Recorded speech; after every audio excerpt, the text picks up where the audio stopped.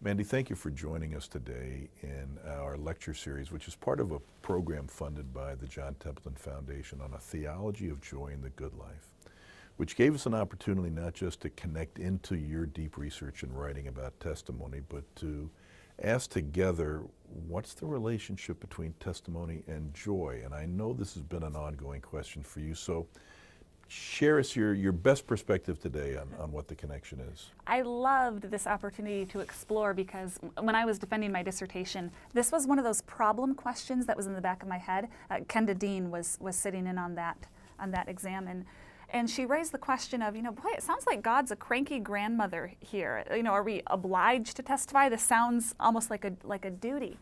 And I had such a difficult time. It's bothered me ever since then. Okay, how do I articulate this in such a way that it brings joy, not just some type of religious obligation?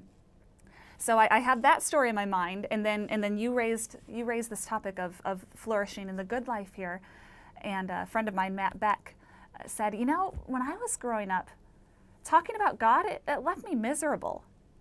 And something clicked in me, and I remembered all these conversations I had as a middle schooler, as a high schooler, where I felt like I'm this defense lawyer for Jesus, and I have to speak up on his behalf.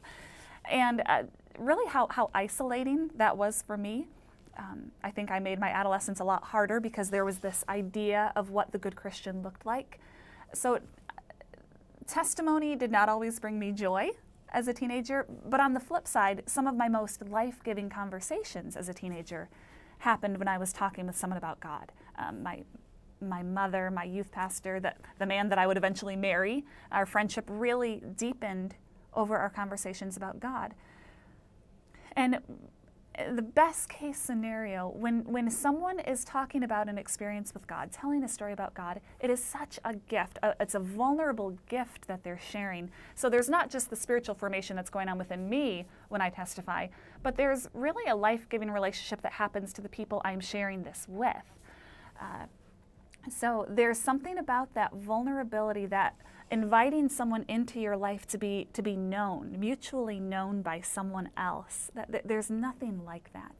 To find a way to articulate something that is so unnameable in my life, and then to have someone listen, receive it, and perhaps even understand is such a gift.